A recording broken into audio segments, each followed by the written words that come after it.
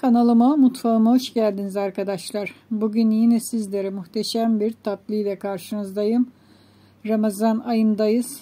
Yalancı tavuk göğsü. Adı yalancı ama lezzeti gerçek. Nasıl hazırlanır, nasıl yapılır? Gelin bu lezzetli tatlıyı hep birlikte öğrenelim arkadaşlar.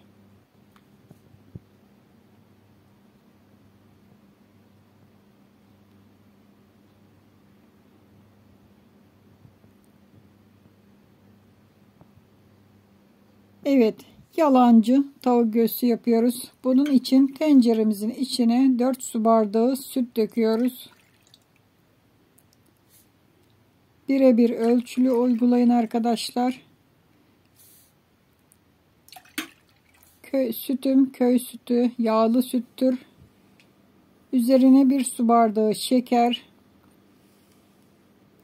1 su bardağı da un döküyoruz. Şimdi koyduğumuz bu malzemeleri çırpıcı ile şöyle güzelce karıştırıyoruz. Topaklanma olmasın, topuçlar kalmasın, tamamen dağılması için iyice çırpıyoruz. Çırptığımız sütü ocağa pişmek üzere götürüyoruz. Evet, sütü ocağa koyduk. Karıştırarak sürekli pişiriyoruz. Karıştırmayı bırakmayın çünkü dibi tutabilir. Sürekli karıştırın. Kaynamaya başladığı zaman, koyulmaya başladığı zaman da ocağın altını kısın ki yanmayı olmasın. Çünkü yanabilir.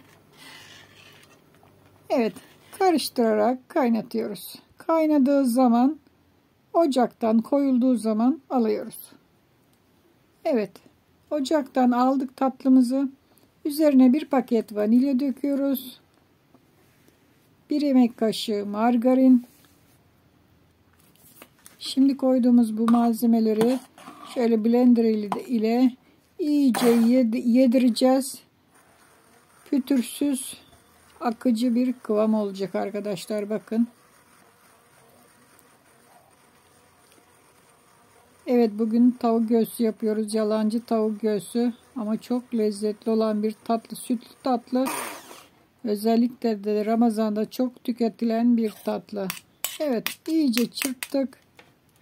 Homojen bir kıvama getirdik. Şimdi çırpıcımızı çıkardık içinden. Şöyle benim küçük tepsilerim var. İçini suyla ıslattım. İçi yaş olarak hazırladığım bu karışımın yarısını buna dökeceğim. Çok kalın bir şekilde dökülmeyecek. Çünkü sararken çatlama yapabilir. İncecik dökmemiz lazım. Ya da büyük kare 4 borcamlar, cam fırın kaplarına dökebilirsiniz. Bu benim küçük olduğu için 2 adet dökeceğim. İnce olmasına özen gösterelim. Kalın olmasın çünkü sarılmaz, çatlar. Evet, bir tanesine döktük. Kalanını da bunun içine dökeceğim. İncecik bir şekilde döküyoruz. Çok kolay, çok basit. 5 dakikada hazır olan bir tatlı. Çok hafif bir tatlı. Evet, gördüğünüz gibi 2 tepsiye döktüm. Şimdi ilk soğutacağım. Sıcaklığı gidecek. Daha sonra buzdolabına koyacağım. En az 2 saat buzdolabında bekletiyoruz. Evet, 2 saatin sonunda buzdolabından aldık tatlıyı. Şimdi dilimlemeye geçelim.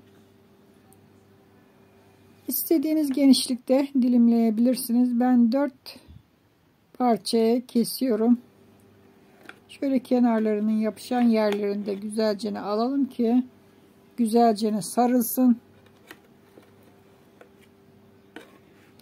Sararken dikkatli saralım. Bir spatula ile saracaksak ıslatalım. Elimiz ile de toparlayabiliriz. Ama ıslatmadan yapmayalım arkadaşlar. Çünkü yapışabilir. Bakın şöyle ufacık birazcık kaldırdım. Yuvarlayarak yavaş yavaş sarıyorum.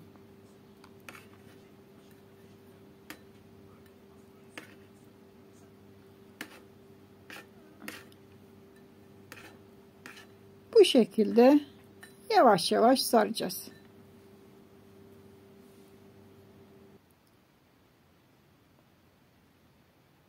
Dediğim gibi ıslatmadan sarmayın arkadaşlar. Yapışabilir. Eliniz ile de sarabilirsiniz ama eliniz biraz nemli olsun ki yapışma yapmasın. Evet, güzelce sarıyoruz ve servis tabağımıza koyuyoruz. İkinci fırın tepsimi de aynı şekilde çıkaracağım. Bakın bu şekilde yuvarlıyorum. Gördüğünüz gibi ne kadar ince olarak döktüm ki yuvarlaması kolay olsun. Evet, gördüğünüz gibi tabağıma koydum. Kalan 2 adedini de başka bir tabağa koyacağım. Şimdi süsleme aşamasına geçelim. İstediğiniz gibi süsleyebilirsiniz. Bu tamamen arzuya bağlı. Ben çatal ile süsleyeceğim. Bakın, her birinin üzerine birer tane çatal koyuyorum. Ve üzerine tarçını serpeceğim. Kakao da serpebilirsiniz. Ama ben tarçın serpiyorum. Tarçın çok daha güzel lezzet veriyor. Hiçbir şey de serpmeyebilirsiniz. Bu tamamen arzuya bağlıdır. Çatallarımızı alalım ve şeklini gördüğünüz gibi şekil vermiş oluyoruz. İsterseniz ceviz ile de süsleyebilirsiniz. Fındık, fıstık, yeşil fıstık hepsiyle olur. Evet, süsleme aşamasında yaptık. Evet, şimdi tavuk göğsümüze şöyle birkaç tane de nane koyuyorum ki görüntü güzel olsun.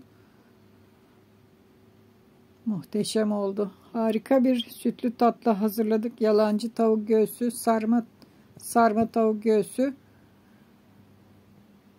Evet, gördüğünüz gibi muhteşem oldu. Harika gözüküyor arkadaşlar.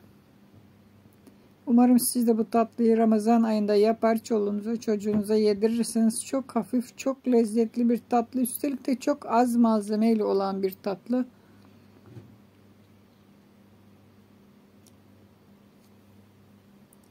Umarım beğenmişsinizdir arkadaşlar. Oruçlu olduğumuz için tadına tabii ki de bakamıyoruz.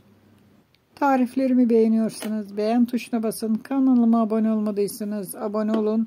Sosyal medyada tariflerimi paylaşın. Paylaşın ki kanalımız günden güne büyüsün. Ailemiz gelişsin arkadaşlar. Evet, kalan 2 taneyi de başka bir tabağa koydum. Bakın, o da çok güzel görünüyor.